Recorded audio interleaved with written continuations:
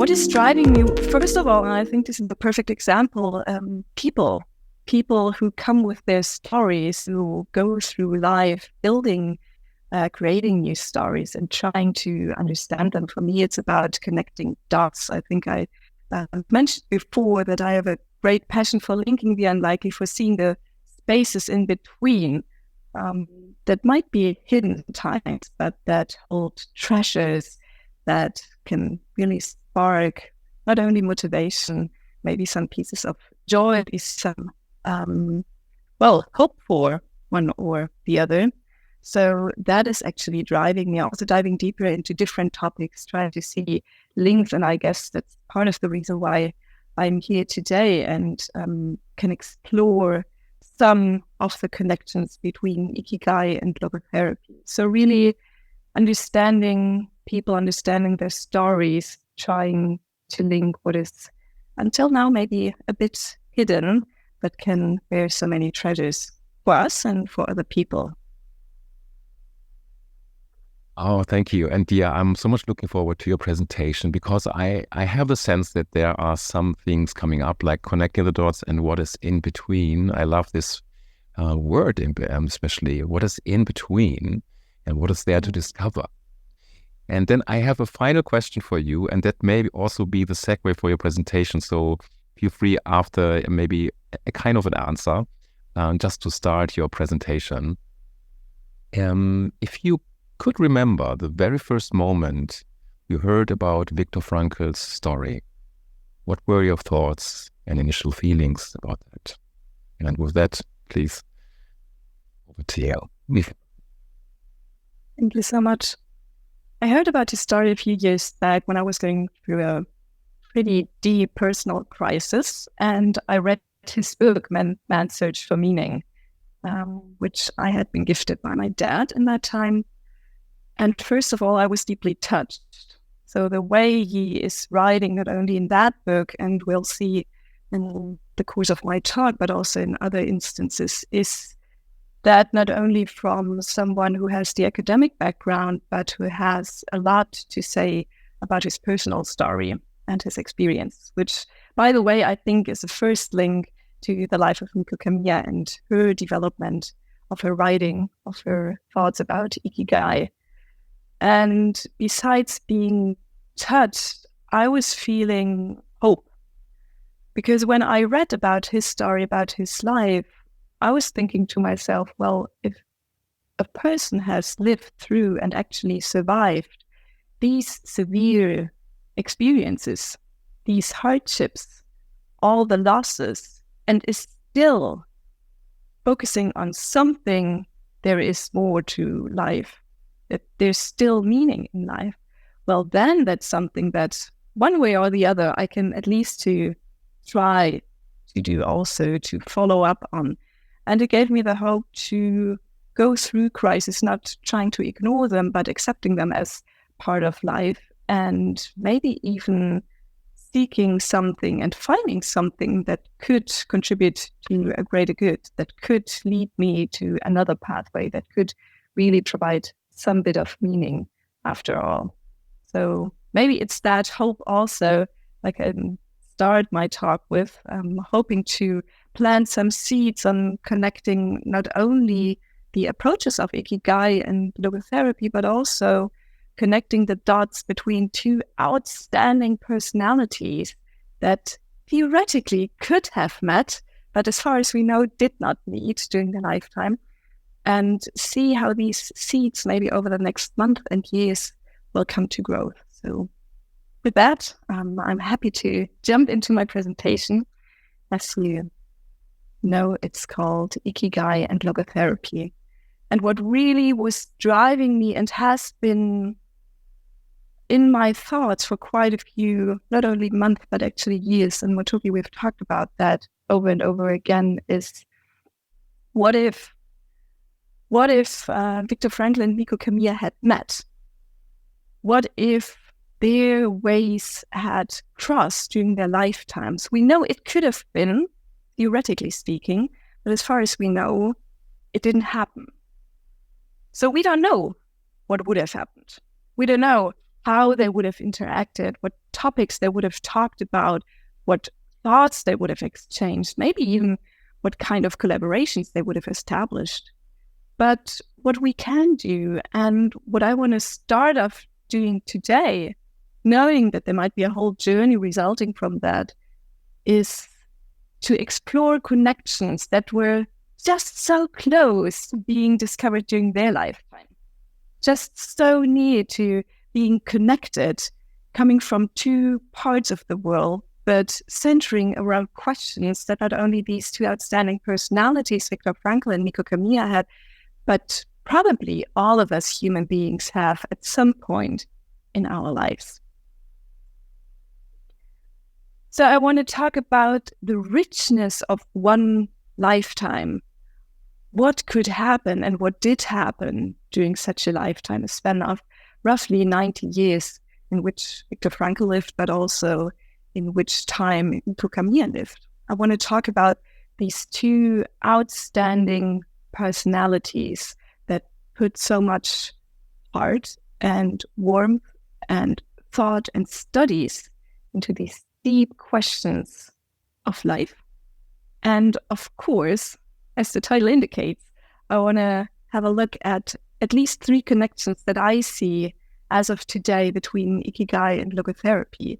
And I'm sure there can be more connections. There can be even a closer net being knit around that. But I think it's a good start with that. So how much could happen in a lifetime? One lifetime, many events and places.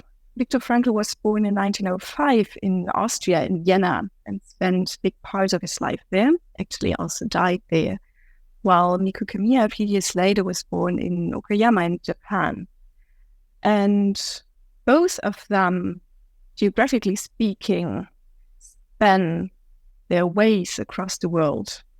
Of course, in Europe, as for Viktor Frankl, also going through the deep and dark phase of not only World War I, but World War II. And on the other hand, Mieko Kamiya, having spent a big portion of her life in Japan, but, and that's the interesting bit, also having been to Switzerland, part of Europe, and to the United States. So already there, if we imagine a map, there could be links where they could have met at some point or the other. One lifetime and many events. So Viktor Frankl, besides following his studies in medicine, and at the very early age, even at 15, thinking about the meaning of life, offering support for suicidal patients, followed his path and had to experience probably what is one of the most horrible things one could experience in his or her lifetime, the concentration camps. He actually survived 4 of them. And as I will talk about later on, not only managed to survive, but actually was one of the greatest examples for all the thoughts, the ideas he had around how to approach life, how to get through life with a focus on meaning. On the other hand, we have Mieko Kamiya, who dedicated, I could say, part of her life to treating leprosy patients, to observing how they were getting through, often not so well through life, and also developing the idea that it wouldn't be enough, it couldn't be enough actually, to treat people with mere medicine only, but to have them supported with a psychotherapy that goes beyond just what their body does and includes their mind. Viktor Frankl, after the war, wrote the book Man's Search for Meaning, which actually was my starting point to hear of him, to get into touch with logotherapy. While on the other side of the world, so to speak, Mieko Kamiya wrote on the meaning of life, IKIGAI-kan.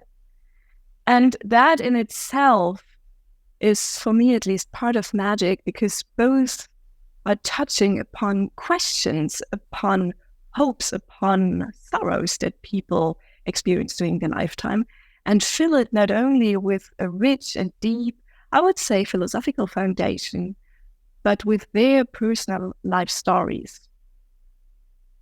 So we can see in this, well, let's call it a sketch of a network, that already there, these two lives had so many connection points, at least in theory, not only geographically, but especially from what was driving them, what was actually giving them meaning and ikigai in life.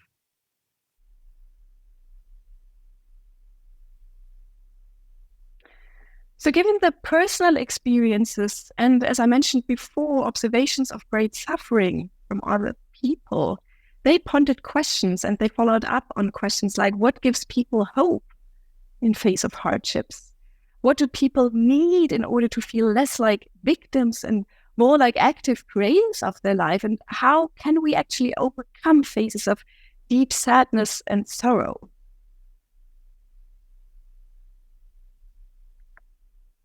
So as I mentioned before, Viktor Frankl was born 1905, and just a few years later, Mieko Kamiya was born. So already from those numbers, we can see theoretically there would have been a chance that they met also during their adult years, but they didn't.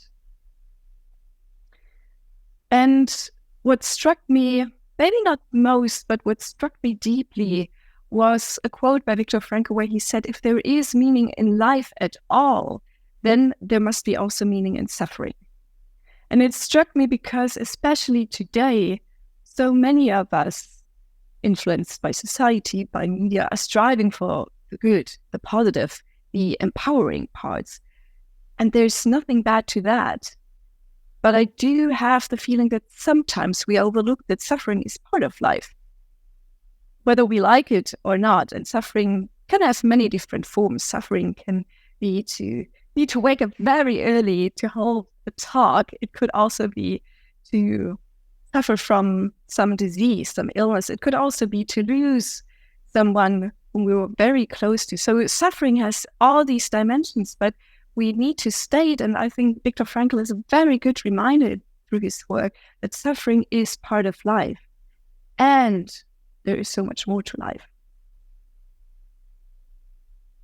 So on suffering, we can see, and this is a kind of sneak preview of what I will deepen throughout my talk, that there are already different dimensions, different applications where the work of Viktor Frankl and Mieko Kamiya, where their two lifetimes, their life stories actually overlap. So one point is the attitude. Both of them, and I think we can be pretty sure about that, consider suffering as part of life. So that's a given fact. And nevertheless, or just because of that, life can be especially worth living. So there is no contradiction here. It's actually because it is part of life, there's so much more beauty in life itself. When we talk about suffering, we can definitely state that both of them were challenged to, I would say, apply their approaches, their thoughts around life to their own life when they themselves experienced severe hardships, experienced the loss of a very beloved person, in the case of Mieko Kamiya, societal challenges, and also on Viktor Frankl's side, the survival of concentration camps. And what I think is interesting is not only that they had these thoughts, that they developed their approaches and unfortunately so deeply needed to apply them. And maybe this wasn't just bad luck for us, but actually a rich kind of source that we can draw from today.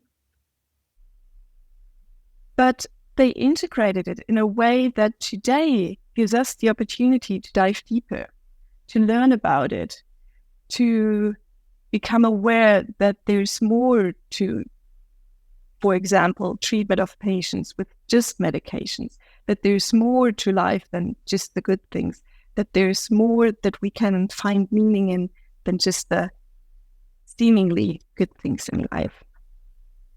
So who was Viktor Frankl? He was an Austrian neurologist and psychiatrist. As I mentioned before, from a very early age on, he treated suicidal patients, and he actually survived 4 concentration camps, by the way, losing most of his friends and family during that time. He's the founder of what is called logotherapy and existential analysis. And just a side note, because I'm asked pretty often, logotherapy is not the same as logopedagogy, I think you would say in English, because logotherapy comes from the word logos, which means meaning and also language, and is to be translated as meaning-centered psychotherapy. And as mentioned before, Viktor Frankl was the author of Man's Search for Meaning. So what I find interesting is that Viktor Frankl often and often again stated the point that we shouldn't ask what the meaning of our life is, but that we must recognize what it is. So through that, he already has a standpoint where we as human beings are in the position to act responsibly, to look for what is actually providing meaning to us. So as he says in this quote, in a word, each meaning is questioned by life. And he can only answer to life by answering for his own life. To life, he can only respond by being responsible. And that becomes very clear in the later part of his life, that goes beyond being just a survivor of concentration camps, that goes beyond being an academic. Viktor Frankl, some might know that, others might not, had a real big passion for mountain climbing despite his fear of height. Though he went through that process over and over again, overcoming his fear, because he was just so into being in nature, climbing mountains, enjoying the view. He was twice a husband. He lost his first wife during World War II, and then later on married again. And fun fact, or maybe even impressive fact, he got his solo pilot's license at the age of 68. So even at a very late stage, he answered life. He answered what it would mean to him to really go deeper and to live and experience meaning in his life. And that is something that a lot of people who maybe read about Viktor Frankl or have heard about him don't know. And it is something that I think is really important, because to me, it's a sign that he could transform actually what he had experienced into a way of living that was focused on experiencing, finding meaning in his life and finding it in so many different ways. Mieko Kamiya, who might be a bit more familiar to those listening and watching maybe the recording, was born 1914 in Japan. And she struggled and I think I can say succeeded at some point in finding meaning after the loss of the love of her life. She was dedicated to treating leprosy patients. She was in a later stage of her life a medical doctor. That's also a similarity to Viktor Frankl. And as probably all of us here know, she was the author of On the Meaning of Life.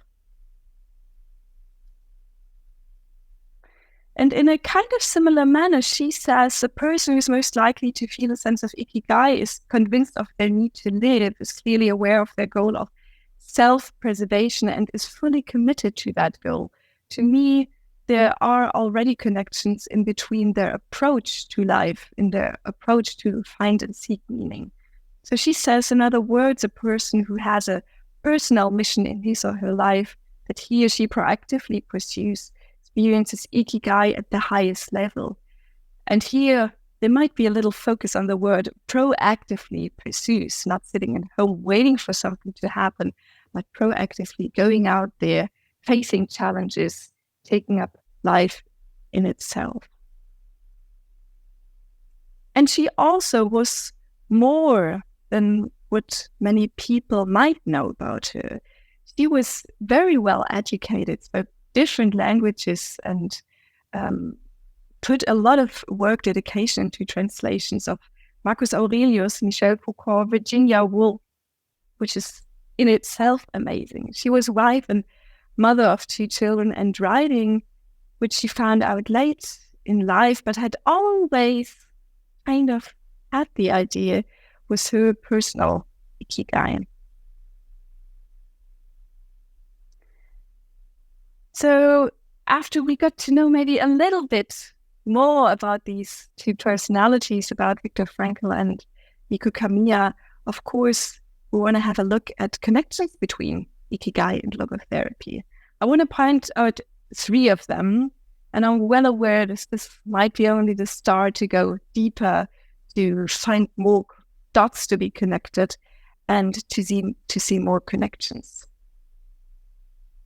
So I think one very important connection, one very important overlap also being depicted in their attitude to life is that meaning and Ikigai are not the one big thing in life. I'm working as a therapist, and often clients, sometimes friends, ask me, so Nina, this whole thing about finding meaning in life, is it this really big thing I have to find this one single most important thing? And it's not. I think meaning as well as Ikigai, if we read Viktor Frankl, if we read Mieko Kamiya, means that they both describe things, people, moments that make life worth living. And it can be as simple as this morning listening to the birds outside and feeling a bit of sunshine on my face. And it could also be the scent of freshly brewed coffee. And it could also be meeting like-minded people, being in touch with them, or being out in nature listening to music. So it would be interesting, I think, to ponder how the 2 of them would have discussed this question. What is it then that provides meaning? What is it then that leads to our personal Ikigai? What is super interesting to me is that Mieko Kamiya knew of Viktor Frankl. So there's this beautiful quote where she says there are 2 ways to use the word Ikigai. It can refer to the source or object of life's value, as in, this child is my Ikigai, or it can refer to the mental state of feeling Ikigai. The latter is what Frankl calls the meaning of meaning. I will call it IKIGAI-kan to distinguish it from the former Ikigai itself. So how exciting is it that we know that Mieko Kamiya knew about Viktor Frankl and his work, because there must have been some connection that at least she drew in her writings. And how exciting would it be to go one step further and think, what if Viktor Frankl had known about her work, about Ikigai? Would they have agreed on some parts? Would they have seen differences?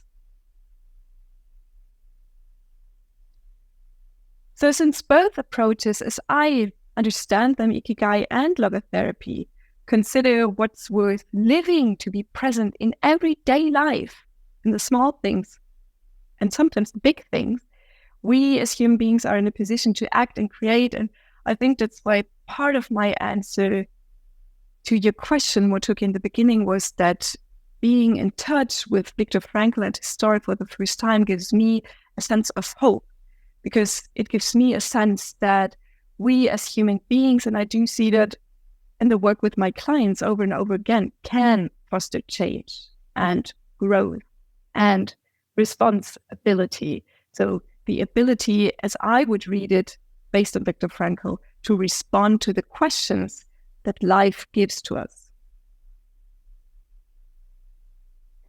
Number 2, one other connection we could possibly draw. Meaning and also Ikigai are both highly individual and bound to the unique situation.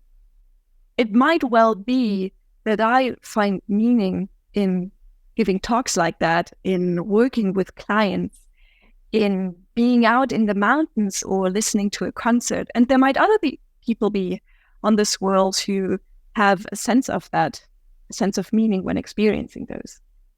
And yet it is also my personal experience, my individual approach, my individual sense of meaning that is created in that one particular unique moment. And that could be very well, very different from what other people consider to be meaning in their life. So there is not the one rule of what is meaningful to us. There might be things that provide meaning to a lot of people, but at the very end, our Ikigai what actually gives meaning to us is completely unique, is completely individual. And with a quote by Viktor Frankl, where he says, every day, every hour, therefore, waits with a new meaning. And for each person, there is another meaning. Thus, there is a meaning for that one. And for each one, there is a particular meaning. Gives me hope again. Because it doesn't mean that we have to agree on something. It doesn't mean that we all have to jump into this one train of thoughts, of feelings, of experiences. But it means that each and every moment anew, I can decide what is important to me and how to experience, how to find meaning. And this might not be easy. Just as a side note here, it's not something that comes easy to us. Actually, Viktor Frankl always said we have to really fight to find meaning. We really have to get into trouble sometimes with life, so to speak, to find answers to all these questions that life is asking from us. So I'm pondering, as Ikigai and meaning are individual and bound to the situation, we can be hopeful. How rich, and that's what both of them, Viktor Frankl and Mieko Kamiya, through their life stories and through what they have left for us, are clearly expressing how rich is our life if every moment gives us a new opportunity to decide who we want to have been in the future. Every moment over and over again. So things in the past we cannot change, but things today, decisions today, experiences, we do have an influence. And that is what really gives me hope. And the third connection I see between Ikigai and logotherapy is that there's so many different sources in our life, not only one. So even if my experience of meaning is bound to particular instances, there is not only one thing. It could be the experience of being with others. It could be the experience of enjoying stillness out in nature. It could be the experience of getting into arts, drawing, listening to music. And based on their concepts, there are 3 categories of values in logotherapy, and there's 7 dimensions of Ikigai, according to Mieko Kamiya. And I'm well aware that we can only touch upon these concepts very briefly here, but I wouldn't want to miss the chance to at least have a quick look on them.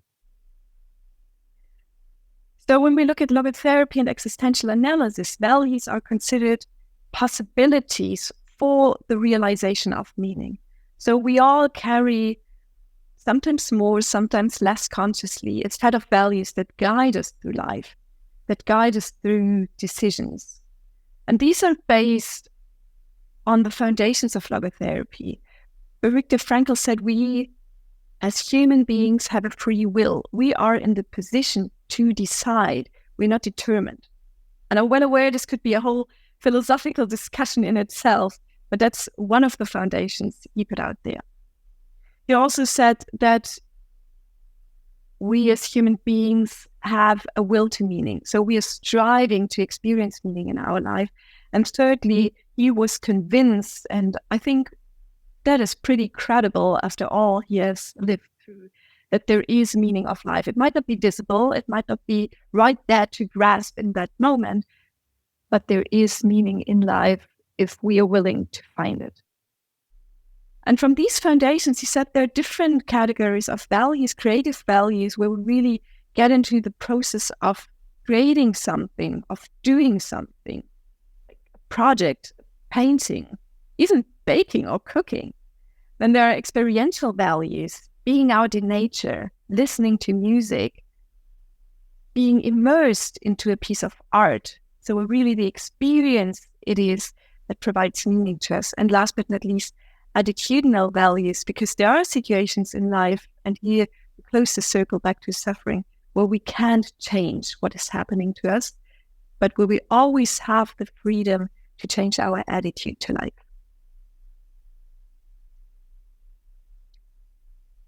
If we look at Ikigai, it was Mieko Kamiya who developed 7 dimensions. And already we can see overlaps, I guess. So she defined life satisfaction, growth and change, good future, resonance, freedom, self-realization and meaning and value as the dimensions that make up our Ikigai, that can define, that can provide Ikigai to us in everyday life.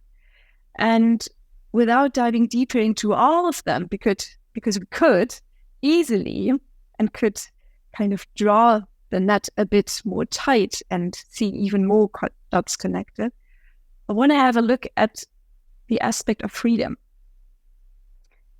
Because according to Ikigai and Logotherapy, one of the 4 sources and even foundations for meaning in life is freedom. That was a central aspect in both approaches as I read them, as I understand them. So on one hand side, if we look at Mieko Kamiya's work, she says it is about individual choices, is about my choice to have a personal mission that I proactively pursue, which then can give me Ikigai at the highest level. And in a similar way, as I find, Viktor Frankl said, freedom always comes with responsibility, the ability to respond. And they are this same coin, they are 2 sides of the same coin. So that's actually what makes us human. To be free, to be able to decide, to make a free choice, and to have the responsibility to do so. So every moment actually gives us a new opportunity to decide.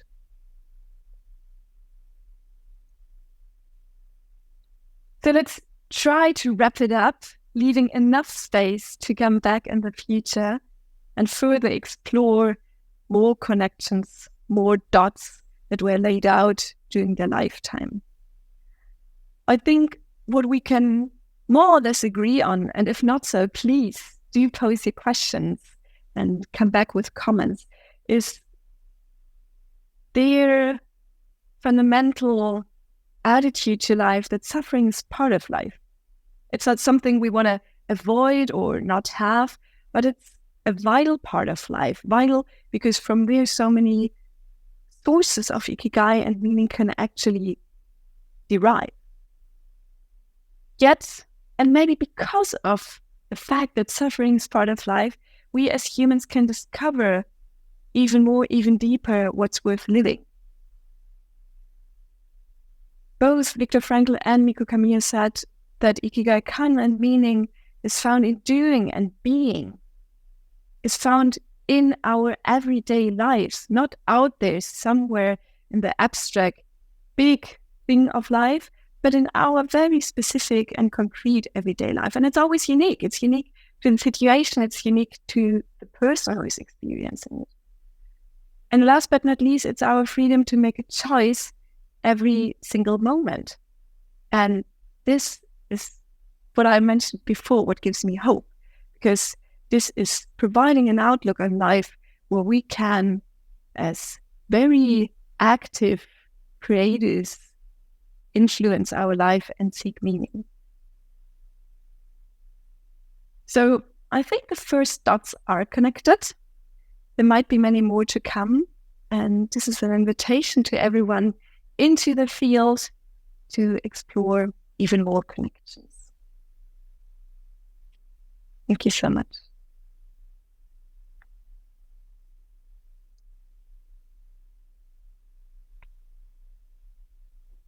Bravo. Thank you so much. And I hope everyone who sees this and is on the call here, let's see also applause. Thank you so much for, this.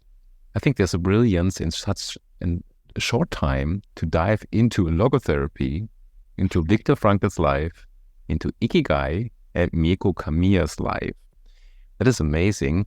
And I was just recognizing when I introduced you, because I think you have many sources of Ikigai, I missed out one, that is that you have a passion for arts as well. not only seeing arts, maybe I know that you like to see arts, and Munich is a great place, and also you are into other places, of course. You do your own art. And what I found really beautiful is you connect that to meaning and more.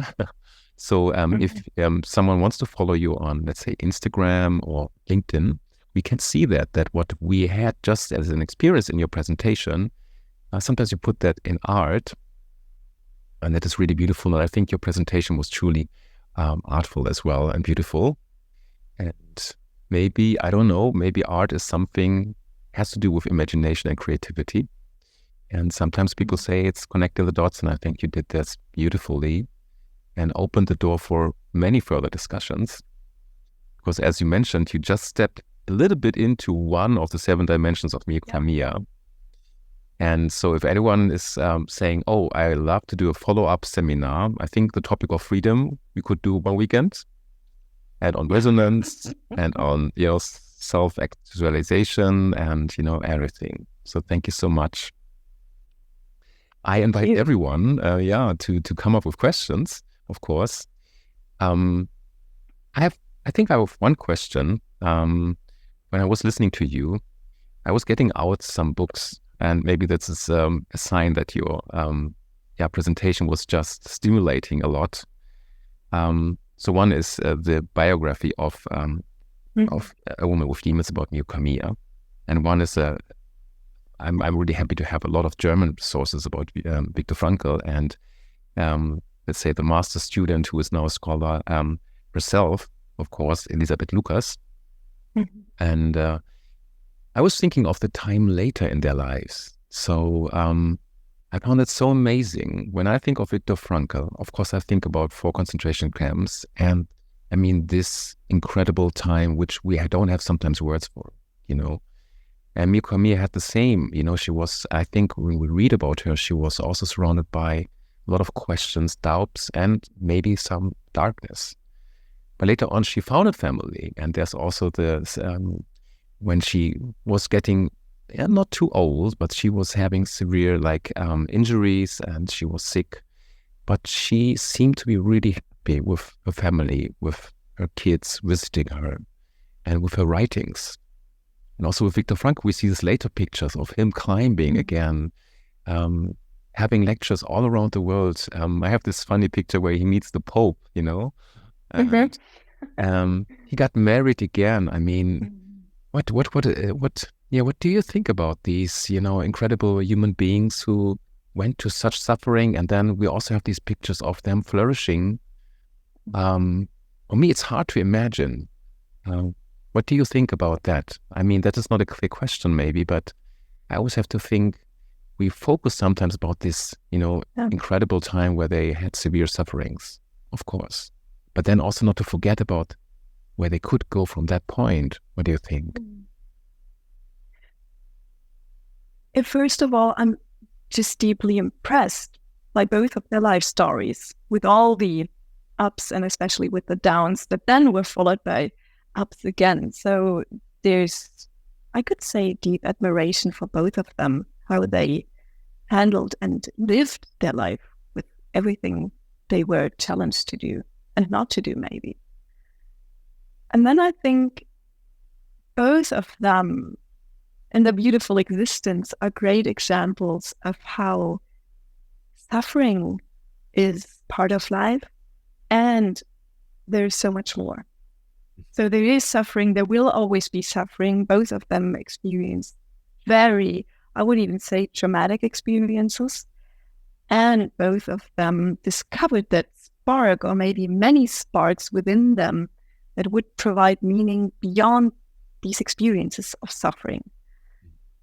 So what I draw from them, revisiting, by the way, their stories, their writings over and over again, is hope and strength and courage to, on the one hand side, accept suffering, face it, go through it, be challenged, not trying to avoid it or not to look at it, no matter how big or small suffering may be, and also not to give up, seeking those little sparks of meaning that can become bigger, that can kind of grow to a bigger flame or fire if you would like to. And that is what I take away from them and what really inspires me, especially in times where I feel that actually today we are faced with so many challenges, global challenges, but also challenges in our personal lives, not to lose sight of all those sparks that are within us too, and that we can, maybe not at each and every moment, but at a certain point in our life, spark again.